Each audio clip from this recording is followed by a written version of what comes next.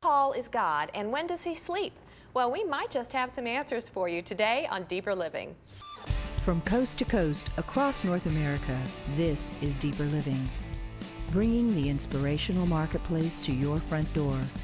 We exist to bring you the latest and greatest from authors, artists, and artisans around the world. You're going to love this. Welcome to Deeper Living. I'm your host, Ginger Garrett, and we're joined today by author and illustrator Phillip Rodgers. Welcome. Thank you. Thank you for having me. You have written two really neat books for kids. Great. And tell me a little bit about them. How Tall is God and When Does God Sleep? What are these books about? Well, they're all part of the Discovering God series, which is geared towards getting preschool children all the way up to early readers thinking and talking about God. Okay. And do you find these are the kinds of questions that spark discussions? Oh, yeah. Actually, they're kind of built on questions that my own daughters have asked. My daughters are always asking little questions about God, and they're funny. Their brains are just like little sponges, and then you'll explain little things to them, and then they'll just start all over again, and they'll ask more questions. So, so when you decided that you were going to write some books for children, how did you pick these two questions? How tall is God, and when does God sleep? You know, it's just totally a God thing. How Tall is God was written one day during a lunch break at a job. And it was a stormy day, and I was just looking at the sky and just seeing how vast the sky is and just thinking, man, I guess God could touch the sky. He must be really tall. So it just kind of branched from there. Okay. And I actually wrote the entire story in about 10 minutes. Wow. Yeah. Wow. Well, you know, I had these books sitting out on my desk at home, and one of my boys walked by, a 7-year-old, and he saw that. He saw the title, How Tall is God? And he stopped in his tracks and he said, how tall is God? What kind of a question is that? And then we just began to have this whole discussion about, he thought he had the answer and he wanted to test what I thought the answer was. Right. And so I've seen with my own eyes that the books stop kids and make them think, and they really get into it. That's what it's all about. And How Tall is God is geared towards getting kids thinking about the sovereignty of God. There's so many deeper level issues that are there that just normal people just don't think that you could actually put into a children's book and bring down to a children's level. Yeah. So they're all geared towards getting kids, you know, thinking about God, but getting them thinking about God on a deeper level and going places and answering questions that us parents are afraid to answer. Right. Well, you know, as a parent, that's one of the issues I have. Sometimes I've gotten children's books that talk about the deeper issues, and they use big words and big ideas, and then I find I just can't translate that message. Right. So tell me a little bit about how you approach these books, and because I think you have really gotten the message in a simple way that's easy for kids to pick up on. Right. Well, the first thing to do is go have 2 kids. Yeah. And then just hang with them all day long and just pick up on their lingo. And my daughter Kaylee, she is the best editor that I have. I let her read my books, and then if she understands it, then I know I've got a winner. Perfect. Yeah. So. And do you pay her an allowance for this service? Yeah, I do. I feed her and I clothe her and give her shelter. Great. So, well, those are some good perks. Yeah. So How Tall is God walks us through the sovereignty of God. Right. And when you're talking to the kids and reading them the story, what kinds of questions do they ask, or, you know, what is their response? Tell me a little bit about that. Well, I also have a program that I do where I go to schools and churches and any kind of children's group. And I will go and I'll talk about the books, and I have a drawing program as well that I do with the kids to talk about God. But the very first question that I'll ask when I'm reading this book is, how tall is God? And I'll just get all kinds of amazing answers. It's so cool.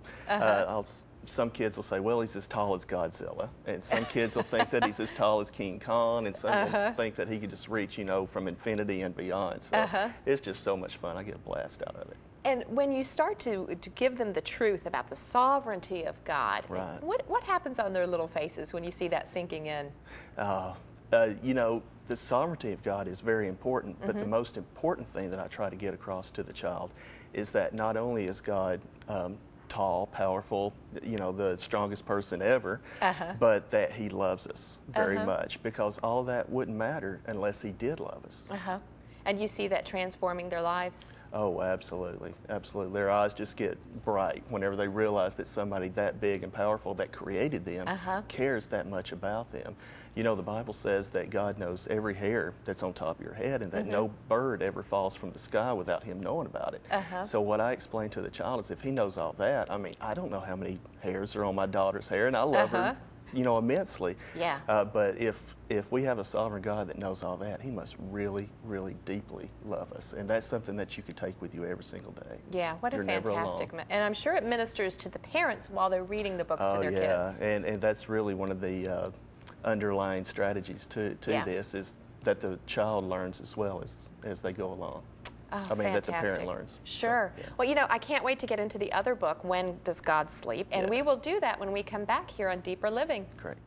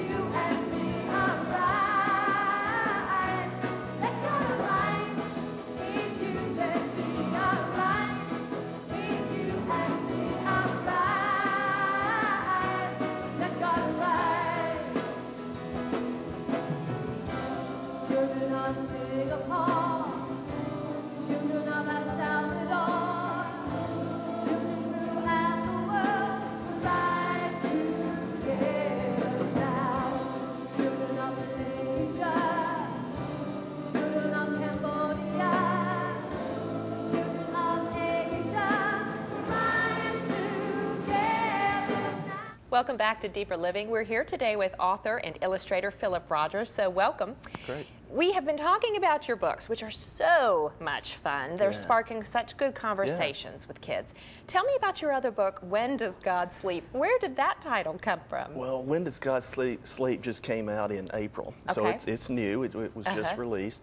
And the first book dealt with, we talked about the sovereignty of God, and Bailey Bear, he wanted to know how tall was God, because he wanted to make sure, he was afraid of the dark. He wanted to make sure that God could see in his room and protect him at night. So in When Does God Sleep, it's the following adventures of Bailey Bear. He wants to make sure that God doesn't snore like his dad does, so that if he falls off the slide or something happens to him at school, that God can hear him and come to his rescue. Okay, so Bailey Bear, he's the main character in these books, right? And tell me a little bit about his personality. Oh, Bailey Bear is your average 5 to 6 year old child, and he's inquisitive. He's a little bit ADD, like me, and he just loves to have fun. He loves to ask questions, and he loves to know things. Okay, so tell me about the reaction when you share this story with the kids about When Does God Sleep? Oh, When Does God Sleep? You know, they kind of get the answer to that one pretty quick, because nobody wants to ever think that God ever sleeps. So, but what they don't realize is why he never sleeps, and that's kind of the idea that I'm trying to get across. And it's the same idea as the first book, is that God stays awake all night and watches over you because he loves you very, very much. He cares deeply about you. He made you, and he's going to see you through from beginning to end, no matter what. Fantastic. So your books, even though they're fun and even though they're really simple for kids to read, they spark their interest, it's always bringing them back to that message of love. Exactly. Why do you think that is? Why is that so important to you to pass on? That's what it's all about. I mean, without love, you just have nothing. You know, we have character education in schools now, and we're trying to teach basic morality to children, how to be honest and how to be loving and how to be good and all this. But it has a certain level of a flaw with it, and that flaw is that it doesn't have a basis of operation. And that basis of operation, I believe, is God. Bringing God into that child's life, knowing that there is somebody out there that loves them, but not only loves them, that is going to one day stand before them and judge them. So it has a bit of more of a bite to it whenever you look at it from that perspective. So you're really giving kids a foundation for life. Right. That's exactly what I'm looking for. Now I want to ask you, is this what you thought you would be doing at this stage in your life? You know, my life has been so varied, I didn't know exactly what I was going to be doing, but it's really a blessing. It beats some of the other things that I've done in life. You know, we've all had our second and third identities. So. Yeah. Okay, well tell me a little bit, when you were growing up, who were some of the influences, who were the authors and illustrators that really ministered and spoke to you? Gotcha. So many. Marie Sendak was one, you know, Where All the Wild Things Are. I remember just looking at those illustrations when I was in the first grade and just thinking, oh man, that's it. Yeah. I love it. That's what I've got to do. I've got to draw. Wow. And I've always drawn, but Charles Schulz, I'm a major Charles Schulz fan. Of course, Walt Disney and so many others. Chuck Jones, big Bugs Bunny fan. Yeah. Okay, so you were getting some really great influences, and you knew from a young age then that you wanted to be an illustrator. Right, right. I've always done that. Why did you not immediately do that? You wanted to try some other things out first? Well, I'm also a musician as well, so I play the drums, and I thought that was going to be a career track, but you know, God thought otherwise. He let me do it for a little while, and it just didn't seem to quite work out. But and when you're working on an idea, what is that like? You're an author and an illustrator, but what comes first, the idea, or you get a visual image of the story? The story really comes first. Okay. Actually, the illustrations are the easiest part for me. The story can take up to a year to come up with and perfect and edit, and that's the most difficult part. And also these books being written in poetry. If anybody's ever written poetry, I mean, it can just take a very long time to come up with the right phrasing. Right. Right. So you're in your studio, you're working on the illustrations, you're getting the story. What is that like for you? Is it long hours? Is it lonely, or? Well, whenever you have kids in the house, you're never lonely. Yeah. You know, you're always trying to find a corner of the house that you could just go and be by yourself, but that very rarely happens. I end up losing a lot of sleep. I stay up late at night and try to meet deadlines and all, but it's all good. I think God has a great purpose behind it. So you're working so hard. You're working so hard to bring these stories to the marketplace.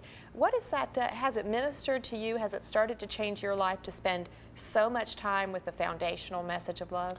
Absolutely. Whenever I first started this, I had a great story. Yeah. And then that was followed with good illustrations and then a great book. But what was lacking, I knew that there was another connection, there was a deeper purpose behind it. And just little by little, God just revealed exactly what that purpose was. And that developed into a mission. That, you know, I want to teach kids that there's more out there. There's a bigger force that's out there. You know, the issue of creation is really big in the schools now. And I'm so glad to see that come back to the forefront. Really? You know, we have taken God just about out of everything, and then we're asking Him to bless us. Right. So I'm glad to be a part of that movement, just to put God back into our daily lives. Right. So it sounds like maybe there's another book coming out right now. There's going to be one working up there, coming out. As a matter of fact, I just finished the rough draft, and I sent it off just this week. Perfect. Well, how exciting. Well, I want to know more about your process. I want to know more about what you're working on. We're going to take a quick break. When we come back, we're going to visit more with author and illustrator Phillip Rodgers. So stay with us.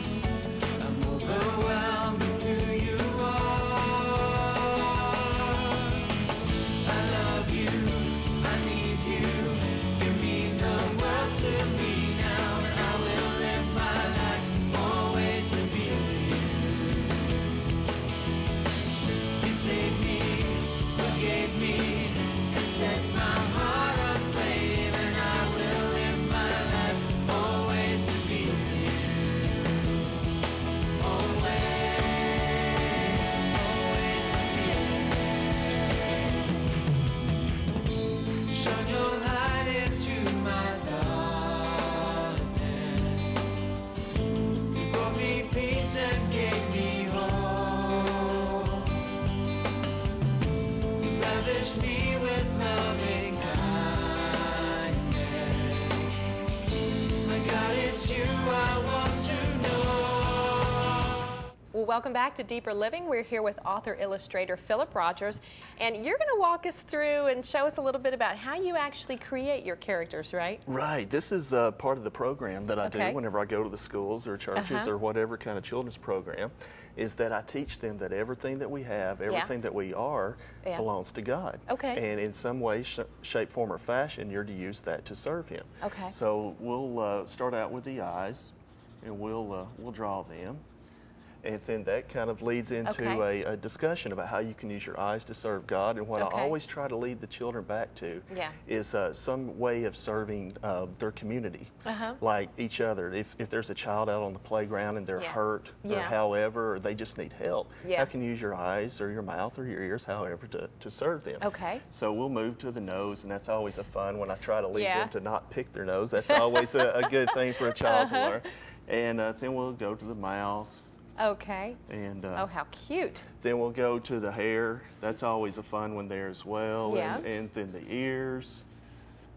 And before you know it, they've just got this nice little picture drawn of one of the characters. And then I always tell them to sign their picture, because that just really personalizes it, and it makes it real to them. It drives home you know, the whole lesson to them, because now they've attached themselves to it. So we write her name in there, and then we date it up at the top, however, and then they take it home, and their parent puts it up on their refrigerator at home, and it becomes a reminder of what they've learned. Oh, fantastic. And this is Bailey Bear that you just drew. That is Bailey the Bear. And did you tell me that there's an announcement that maybe Bailey Bear is going to have a change of life? Yeah, there's a good possibility that that's coming. He may be getting a sister very soon, so we're all excited about that. And, and so Mama Bear's doing well, and we're wishing her the best. Fantastic. Now, how did you get the idea that maybe it was time for Bailey Bear to get a sister? Well, you know, no man should be alone. I mean, that's, you know, that's in Genesis. It just helps me take the story in other directions, and helps me connect the story to other children. You know, there's some girls out there that would just like to see a girl bear. Absolutely. And see her get into some mischief as well. Absolutely, and ask some good questions right alongside of her big brother. What's the difference, you know, talking about boys and girls, when they're in your audience and you see them drawing, what's the difference between boys and girls and the way they interact with these messages? You know, it really depends. You know, at first I thought, well, you know, it's going to be the girls mostly that's going to get involved with it and connect with it. But, you know, that's just not really the case. The boys connect just as well as the girls do. So one thing that I do like to do, though, is start some kind of competition. I'll say, okay, guys, if they're starting to get a little bit, you know, disconnected from it, or, you know, bored or however, I'll say, okay, I hear that there's girls here that think that they can draw the bear better than the boys. So, oh man, that just starts the whole competition right there, and they're like, oh no, they can't do that. So. Oh, and after you leave a church, after you've implemented and shown them these books and this teaching, how do you see that they're able to take that message and work it into the daily lives of the kids? Or for the parents buying the books, how are they able to walk the kids through this message on an everyday basis? Just mostly just leading it back to that everything starts with God. Everything.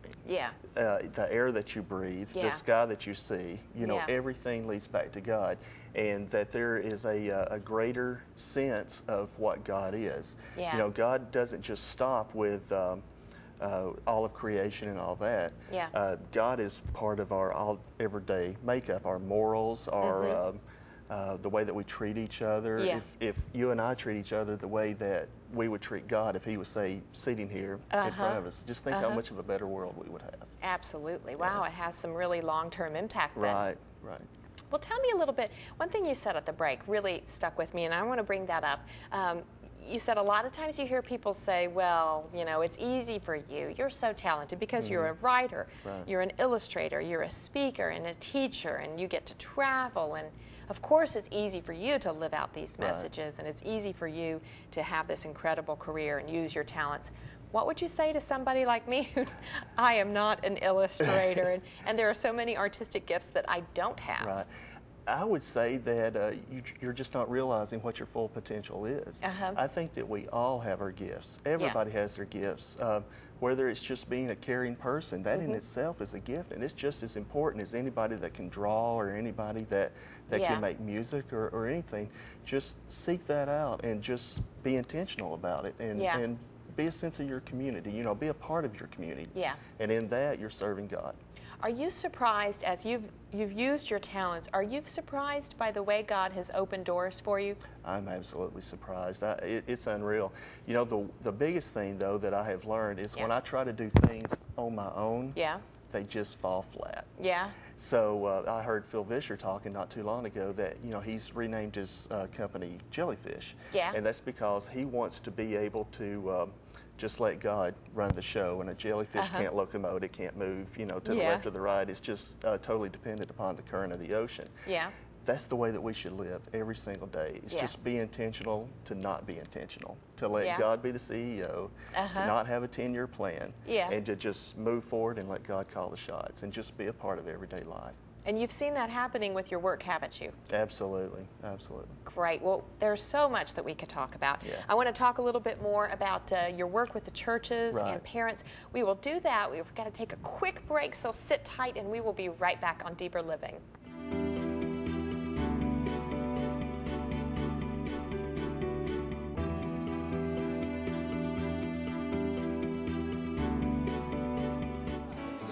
Every good and perfect gift comes down from heaven above.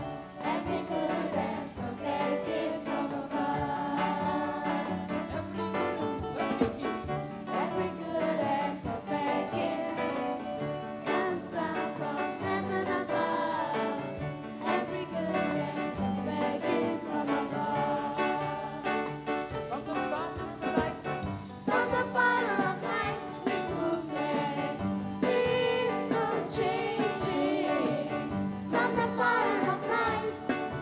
who's always the same. Praise the Lord, praise the Lord, every good and perfect gift. Let's all sing it together. Comes down from heaven above. Every good and perfect gift from above. Every good and perfect gift. Every good and perfect gift comes down from heaven above. Every good and perfect gift from above. From the Father of lights. From the Father of lights, recruited, He's no changing. From the Father of lights, who is always the same. Praise the Lord, oh, praise the Lord, oh, yeah. Up we go. Praise the Lord, oh, praise the Lord, oh, yeah. Every good and perfect gift comes down from heaven above. Every good and perfect gift from above. Every good and perfect gift. Every good and perfect gift. Welcome back to our final few minutes here on Deeper Living with author-illustrator Phillip Rodgers. And you know, one thing, these are fantastic books. We've been sharing a lot about the message in them and how easy it is for kids to grasp these truths. But I want to ask you, why kids? You're such a gifted writer, you're a great illustrator, but why were you drawn to write for children and not adults? Because I think that is where everything starts. Okay. Those are the formative years. Barna just released a survey a couple of years ago where they finally said that if a child is reached in their early preschool years up to their early reading years, somewhere between the ages of 4 and 8, which is where my books are targeted, that they're 30% more likely to become a Christian. Wow. So. And after that, it drops down to, at 9 years old, it drops down to a 7% chance. Wow.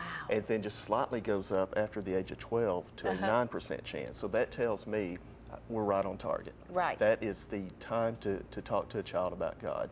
Fantastic. And you have gotten support from a lot of people in the Christian community, some big names like Tim LaHaye and I've Kay been Arthur. blessed.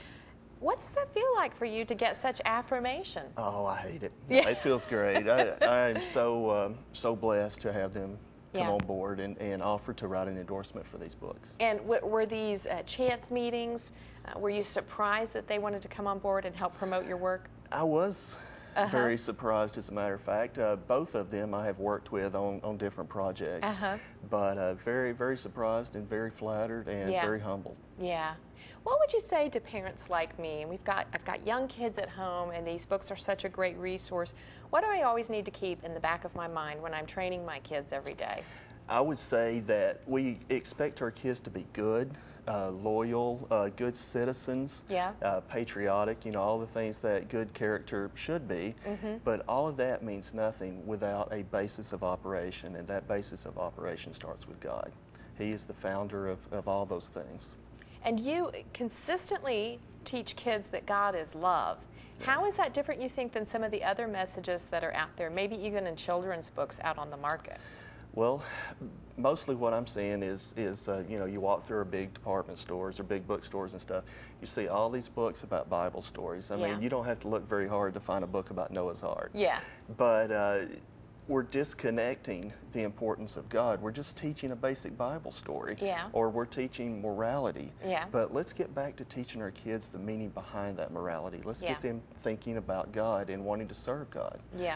When Jesus was talking to the Pharisees, they asked him, what is the most important law? And Jesus said to honor God, to put God first in your life. Then he followed up with that, and they didn't even ask him for the second, you know, and he said, and to love one another like yourself. And in that, you're serving God. Let's fast forward 20, 30 years from now in your career. When it's all said and done, what's your legacy? My legacy will hopefully be the message that I've got across to my children that they'll carry out into the world. Okay, and what about for your readers? For my readers, I hope that they will realize that God is everything, God's the most important thing in their lives, and secondly, like the second commandment, to love one another. And what do you think is going to happen when you walk through those pearly gates? What do you want God to say to you about these books? Well done. Well, fantastic. Well, they are well done. They're beautiful books, and they're great messages. Great. So thanks for spending some time with us today. Thank you so much. If you want more information about these books, visit our website at DeeperLiving.com. And if you want more information about Phillip's ministry and having him speak to your children, your youth group, you want to tell us about your website? Right. My website is discoveringgodseries.com. And you can go there and download coloring pages and puzzles and all kinds of stuff about the kids and read more about my mission. Fantastic. Thanks for joining us. We'll see you next time.